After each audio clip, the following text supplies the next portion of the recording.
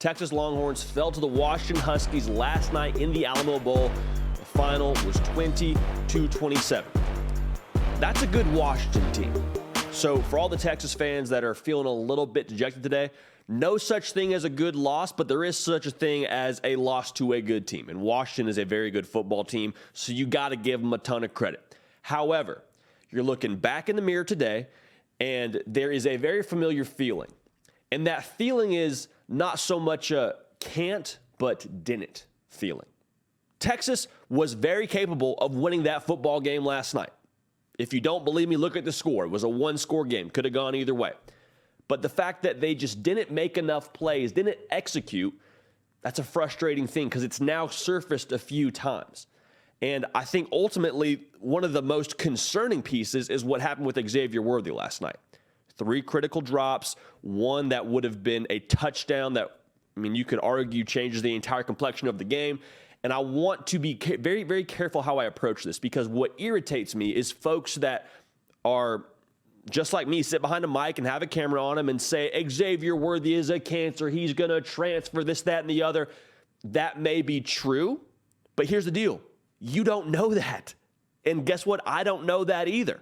The concerning thing for me, and I'll just kind of tread lightly here, was asked pretty blatantly about his future with the program and said he's just focused on the game. So deflected, had the opportunity to provide some clarity and didn't.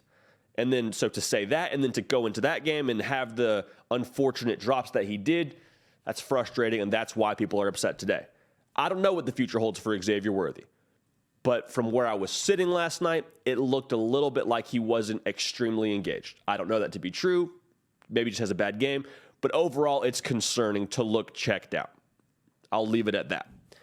I also want to provide some perspective, though. Even though they lost the game by a touchdown, even though they had a lot of opportunities to get back into that game and make it closer than it even was and have a chance to ultimately, I think, win that football game if they have a couple of different plays they execute better on, they played without Bijan Robinson and without Roschon Johnson.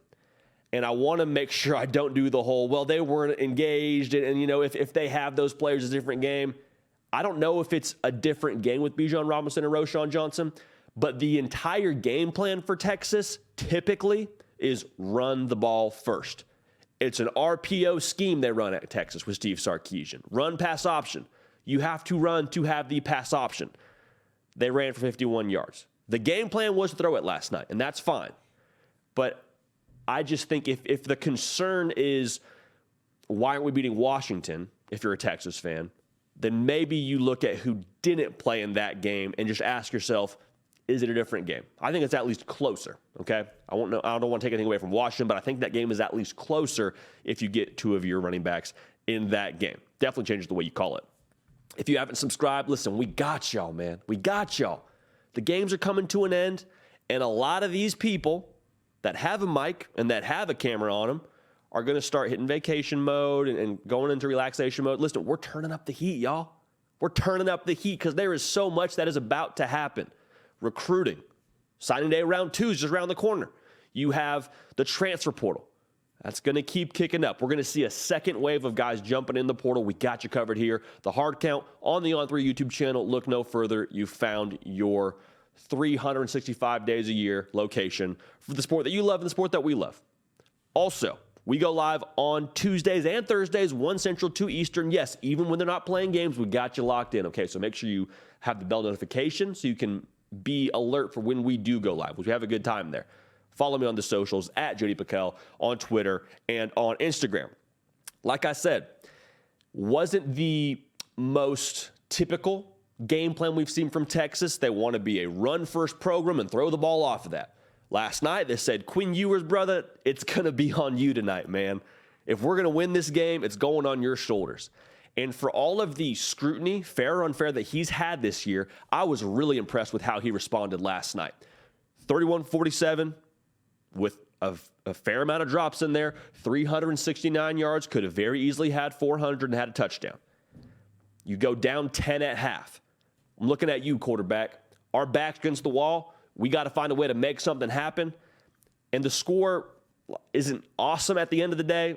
They had an onside kick attempt to try and get the ball back. But just the way that he responded for that team, I think tells us a lot about Quinn Ewers. And he, in some way, shape, or form, ratcheted up expectations with how well he played against Alabama. And everybody was saying, okay, well, if he does that against Alabama, what's he going to do against insert Big 12 team here? What's he going to do against Washington? I don't know if that's totally fair. It's phenomenal what he did against Alabama. But we have to understand, he should have been a senior in high school last year, and he didn't. He skipped that and went to Ohio State and was in that program and missed out, in my opinion, on a little bit of development. I think that ultimately, and Charles Power has echoed the same sentiment on his Twitter page and said that might have been a little bit more harm than good for him. Now, the verdict's probably still out on that, but I'm just saying, he's still figuring out the college game. He's still figuring out what it means to be a quarterback at the University of Texas.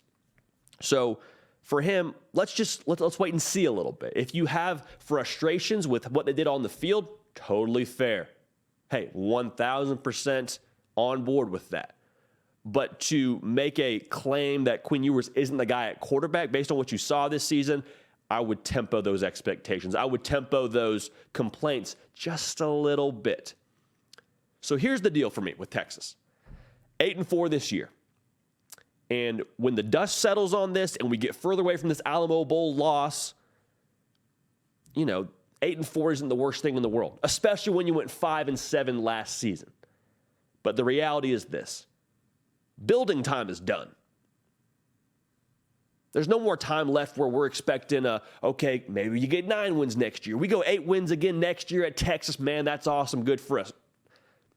The good folks in Austin, I would say the majority of that fan base is fairly realistic. And with that realistic view, you understand that you have some of the best resources in the country. You recruit nationally. You're going to get a lot of the top guys in Texas. You have done so to this point. The time for building is done. Expectations are going to continue to ramp up. So they're happy with progress. They're trending in the right direction. I think there was a lot of things that went in internally at Texas that were a huge step in the right direction. But steps in the right direction are only as good as the destination. And so for Texas, you're expecting a substantial jump again next year. I think for them, it's going to be win the Big 12 title, or it's a lost season. Maybe that's a little bit of a reach, but I truly believe that has to be what next season is all about. You accomplished a step in the right direction. Like I said, 5 wins to 8 wins. That's really, really good. That is about where, honestly, we picked them to be at the beginning of the season. That's what was our preseason prediction. Maybe we wouldn't pick all the games right, but that was the number we thought you'd end up at, 8-4. Now, building is done. Time to go do something. I can't wait to watch it. Very, very excited to see what Texas is going forward. All right, we appreciate you locking in with us, man. Like I said, we're live on Tuesdays. We're live on Thursdays. Make sure that you are coming back to this channel and jumping in the live chat with us when we do go live. The best thing that we do here is involve y'all into the show.